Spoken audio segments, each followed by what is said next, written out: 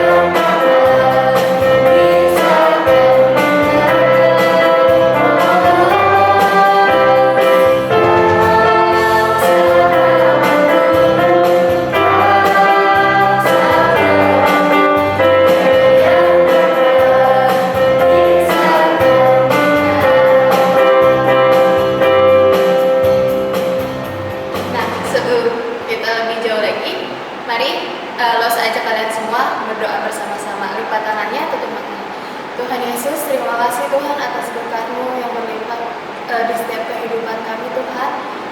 Kiranya sebentar di minggu sekarang sudah memasuki minggu pertama di bulan Desember Tuhan. Kita hari ini memuji memuliakan nama-Mu. Kiranya Tuhan berkati ibadah ini dari awal pertengahan hingga akhir. Saya serahkan ke dalam tangan-Mu Tuhan. Di dalam nama Tuhan Yesus kami berdoa dan mengucap syukur kami. Nah, kan Tuhan Yesus sudah berkorban buat kita, sudah rela mati di kayu salib buat kita. Sekarang kita harus tetap setia pada Tuhan Yesus. Lalu ajak kalian semua menyanyikan lagu Setia Setia.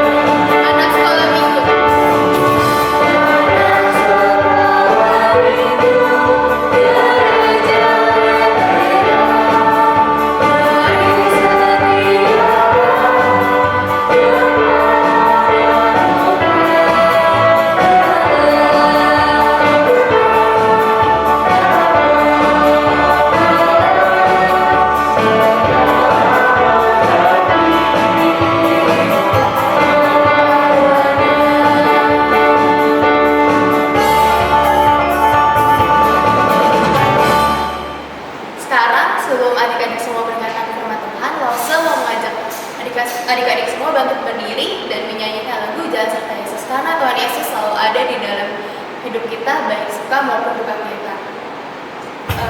Pakai gerakan ya semuanya adik-adik.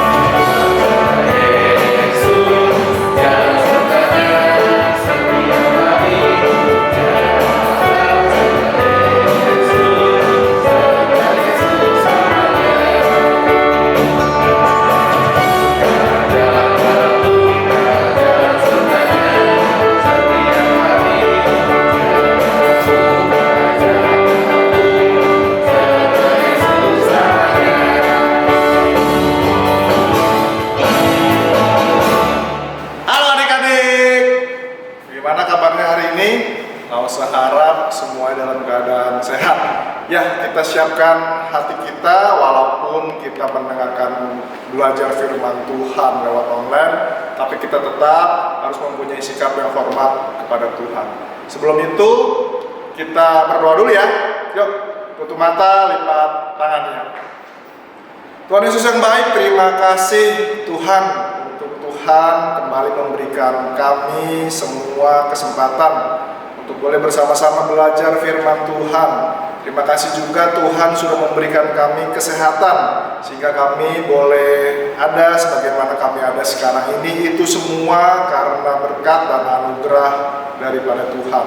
Dan Tuhan, saat ini kami sudah siap mendengarkan firman Tuhan. Di dalam nama Tuhan Yesus Kristus kami berdoa, mengucap puji dan syukur.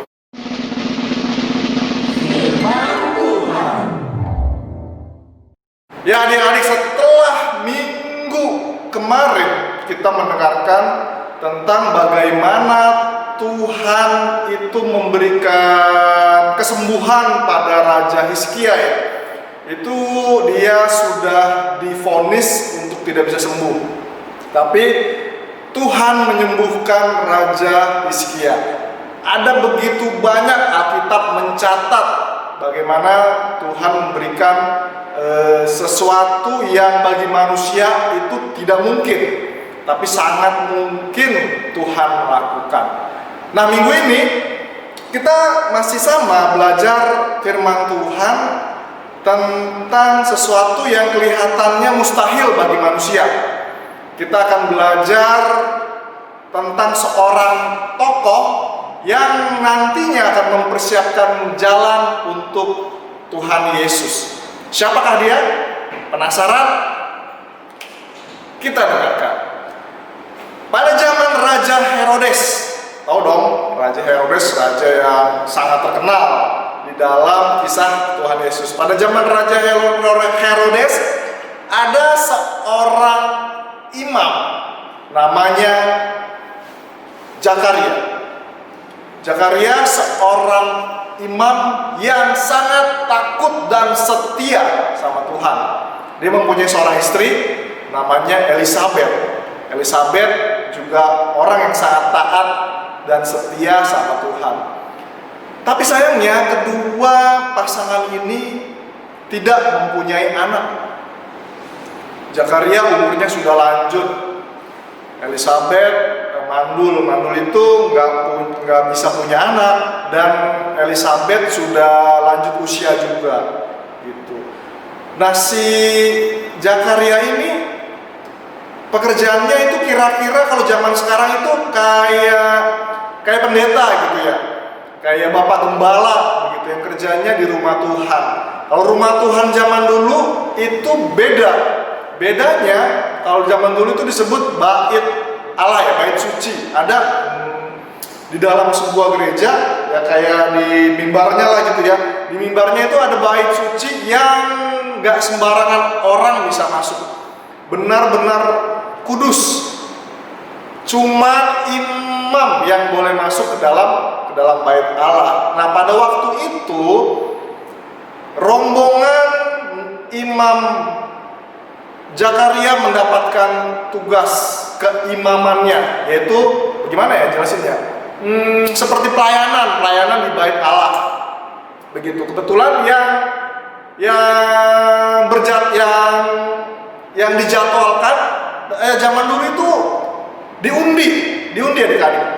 Diundi yang keluar gitu ya, sehingga kalau zaman sekarang itu ada jadwalnya gitu. Yang keluar itu Imam Zakaria. Nah, Imam Zakaria mendapatkan tugas untuk melayani di bait Allah. Pada waktu itu tibalah masanya untuk membakar persembahan, pembakaran ukupan. Nah, saat semua jemaat itu beribadah, mempersiapkan hati, masuklah Imam Zakaria ke dalam bait Allah. Setelah masuk ke dalam bait Allah, lalu tiba-tiba nampaklah seorang malaikat. Tiba-tiba seorang malaikat ada di depan, di samping bait Allah itu. Muncullah malaikat. Nah, tentunya kita kalau lagi sendirian tiba-tiba ada sesuatu yang datang, kita pasti terkejut, kita pasti kaget. Begitu juga dengan Imam Zakaria, dia sangat terkejut dan dia sangat kaget. Ada apa itu? Dia ketakutan. Lalu malaikat tersebut berkata begini kepada Imam Zakaria, "Jangan takut, aku Gabriel diperintahkan oleh Allah untuk menemuimu, untuk memberitakan bahwa doamu dan doa istrimu sudah didengar Allah dan akan dikabulkan." Kira-kira maksudnya apa dia? Maksudnya? Apa doa, apa kerinduan Imam Zakaria dan istrinya? Tentu saja mempunyai seorang anak, gitu ya. Lalu si malaikat melanjutkan, kamu akan mempunyai anak, istrimu akan mengandung dan melahirkan seorang anak laki-laki. Hendaklah kamu menamai dia Yohanes. Kita tahu ya, Yohanes bagaimana nanti akan dibahas lebih lanjut. Nah, kita lanjutkan. Tapi si Imam Zakaria itu nggak percaya, adik-adik. Bagaimana mungkin, kata Imam Zakaria, bagaimana mungkin ini bisa terjadi? Aku sudah tua, istriku juga mandul, istriku juga sudah lanjut usia. Tidak mungkin, dalam pemikiran manusia tentu sangat tidak mungkin. Karena si Imam Zakaria dia tidak percaya, akhirnya tiba-tiba dia nggak bisa ngomong. Malaikat bilang begini kepada Imam Zakaria, karena kamu tidak percaya, maka kamu tidak dapat berkata-kata. Kamu akan menjadi bisu sampai batas waktunya nanti anakmu akan lahir. Sampai waktu yang akan ditentukan. Seperti itu. Dan akhirnya si Imam Zakaria turun dari altar, dari bait Allah gitu ya. Dan jemaat-jemaat itu pada kaget tuh. Kok lama bener tumben ya? Dan begitu keluar pun si Imam Zakaria nggak bisa ngomong, dia bisu. Lalu semua jemaatnya berpikir pasti Imam Zakaria telah bertemu sesuatu di dalam bait Allah, telah melihat sesuatu. Begitu. Sepulangnya Imam Zakaria, lalu benar saja istrinya mengandung, Elizabeth mengandung. Selama 5 bulan lamanya Elizabeth tidak menunjukkan dirinya. Artinya dia di rumah aja gitu ya. Dia di rumah aja selama 5 bulan sampai pada waktunya dia bersalin. Udah waktunya untuk melahirkan, dan melahirkanlah si Elizabeth, seorang anak laki-laki. Lalu tetangga-tetangganya datang, sanak saudaranya datang. Ini merupakan suatu keajaiban, suatu keanehan mungkin pada zaman waktu itu, karena semua orang tahu kalau istrinya Imam Zakaria itu mandul, si Elizabeth itu mandul. Bagaimana mungkin seorang yang mandul dapat melahirkan? Begitu, sehingga ramailah semua orang datang. Pada hari yang ke-8, pada zaman tersebut itu waktunya untuk menyunatkan anaknya. Datanglah semua orang ke rumahnya Imam Zakaria dan Elizabeth. Begitu. Lalu ditanya sama sanak saudaranya ini udah memikirkan nama ya? Oke. Sampai di rumah Elizabeth, anak ini akan dinamai Yohanes. Kata Elizabeth, tidak, anak saya akan saya namai Yohanes. Lalu ditentang oleh banyak orang, nggak mungkin dikasih nama Yohanes, keluargamu nggak ada yang namanya Yohanes. Begitu ya, papanya Zakaria, maka anaknya akan dinamai Zakaria. Tidak, anak saya akan dikasih nama Yohanes. Begitu. Lalu oke lah, kita panggil bapaknya aja. Bapaknya dipanggil, lalu bapaknya kan bisu, nggak bisa berkata-kata. Gitu. Lalu bapaknya ditanya pakai bahasa isyarat, ini anaknya mau dinamain siapa? Lalu bapaknya minta kapur, batu tulis. Lalu bapaknya tulis, namanya adalah Yohanes. Orang-orang makin kaget, gimana bisa ya? Mama dan papanya gitu seolah-olah sama ya jawabannya. Yohanes, makin gemparlah semua yang ada di tempat tersebut. Sesudah itu, setelah menulis nama Yohanes, si Imam Zakaria kembali bisa berbicara. Dia kembali bisa berbicara, lalu dia bersukacita, dia memuji nama Tuhan. Kejadian ini membuat daerah tersebut menjadi ramai, diperbincangkan banyak orang karena kejadian yang tidak masuk akal, gitu ya. Orang-orang langsung berpikir ini anak bukan anak sembarangan, ini anak yang diberkati Tuhan, begitu ya. Anak yang seharusnya tidak mungkin secara pikiran manusia, tetapi nyatanya dia lahir. Dialah Yohanes. Lewat Yohanes lah nanti pelayanan Tuhan Yesus itu dibukakan jalannya oleh Yohanes. Begitu ya. Itu firman Tuhan kita hari ini. Apa yang kita pelajari adik-adik? Yang kita pelajari adalah janji Tuhan itu selalu digenapi. Janji Tuhan itu selalu ditepati. Walaupun bagi kita kadang itu mustahil, itu tidak mungkin, tapi bagi Tuhan semuanya mungkin. Demikian firman Tuhan hari ini. Kita berdoa. Tuhan Yesus yang baik, terima kasih Tuhan karena Tuhan sudah berkati firman Tuhan hari ini. Biarlah Tuhan terus berbicara di dalam hati kami sehingga kami boleh mengerti dan boleh terus memegang janji-janji Tuhan, bahwa Tuhan akan selalu menepati janji Tuhan.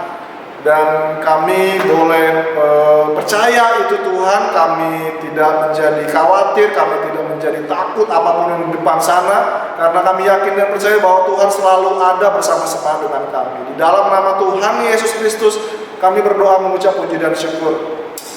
Amin. Dan adik-adik, aduh gimana nih, pusing banget. Dari tadi belajar tapi masih saja nggak bisa. Stella, sudah malam, kok kamu belum tidur? Sebentar dulu Ma, aku besok pulangan. Ayo tidur sekarang, supaya besok kamu bisa mengerjakan ulangannya. Aduh, mana bisa tidur. Aku harus belajar supaya dapat nilai bagus. Dalam Yeremia 17 ayat 5, beginilah firman Tuhan. Terkutuklah orang yang mengandalkan manusia, yang mengandalkan kekuatannya sendiri, dan yang hatinya menjauh daripada Tuhan. Sudahlah, aku harus tetap belajar. sudah belajar dari tadi. Tapi kenapa masih belum bisa ya? Dalam Yeremia 17 ayat 7, diberkatilah orang yang mengandalkan Tuhan, yang menaruh harapannya kepada Tuhan. Iya ya, setelah belajar, aku akan berdoa dulu. Lalu setelah berdoa, aku akan mengikuti.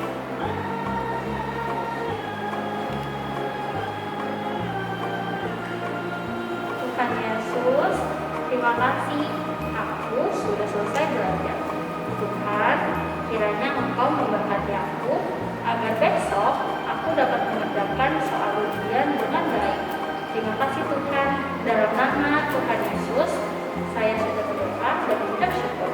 Amin. Lauren, aku sedih sekali. Aku tidak bisa mengerjakan ulangannya dengan baik. Kok kamu kelihatannya tenang banget sih? Kamu bisa ya mengerjakan ujiannya? Hehehe. Aku merasa tenang karena sebelumnya aku sudah belajar dan berdoa kepada Tuhan. Kamu ingatkan firman Tuhan kemarin bahwa kita harus mengandalkan Tuhan dan Tuhan pasti akan memberkati kita. Itu janji Tuhan kepada kita. Oh begitu, aku lupa berdoa karena sibuk belajar. Aku jadi khawatir, aku mau berdoa dan minta ampun sama Tuhan. Teman-teman di rumah juga ingat ya untuk selalu mengandalkan Tuhan dan percaya kepada janjinya, maka Tuhan akan memberkati kalian.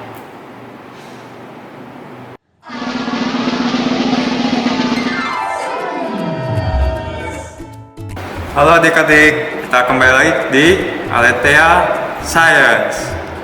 Nah, pada minggu ini kita akan membuat eksperimen tentang pembiasan cahaya.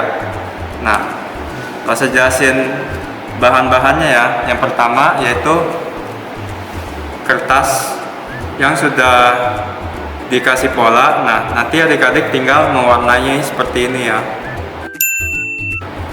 Nah, lalu ada adik-adik siapin ember atau wadah seperti ini dan diisi dengan air sampai penuh. Lalu ada plastik dan spidol permanen. Nah, sekarang step-stepnya setelah adik-adik mewarnai sesuai dengan pola, lalu dimasukin ke dalam plastik ini.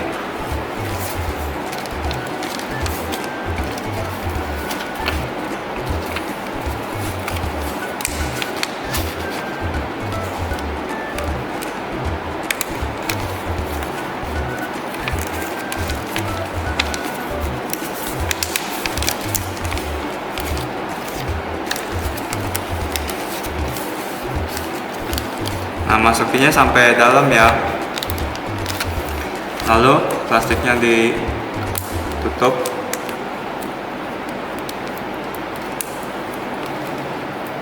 Nah, setelah itu adik-adik ditebelin lagi garis-garisnya dengan spidol.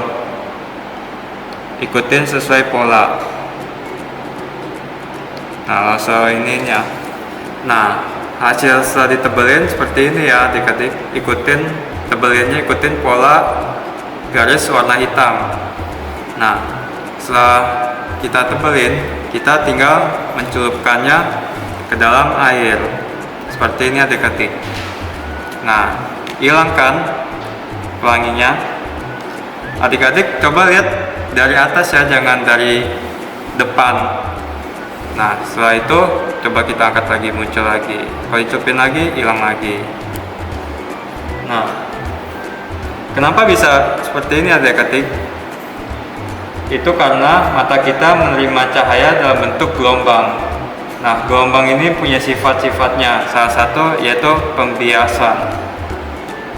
Sama seperti lab 2 minggu yang lalu, di mana dijelaskan bahwa saat gelombang cahaya melewati dua medium yang berbeda, udara di dalam plastik, air, kemudian udara lagi, sebelum sampai ke mata kita, sehingga cahaya yang harusnya langsung sampai ke mata kita terbelokkan, dan cahaya yang tertangkap oleh mata kita berasal hanya dari garis-garis tebal pada bagian luar plastik. Nah, sama seperti eksperimen kali ini, di mana kita menanti janji Tuhan yang begitu indah, tapi seringkali kita tak melihat atau menyadarinya itu karena dosa yang ada dalam diri kita. Dosa kita itu telah membiaskan fokus kita kepada janji-janji Tuhan. Seringkali kita bias akan janji penyertaan Tuhan, padahal Tuhan selalu menyertai kita. Nah, sekian lab pada hari ini. Sampai jumpa di lab berikutnya. Tuhan memberkati.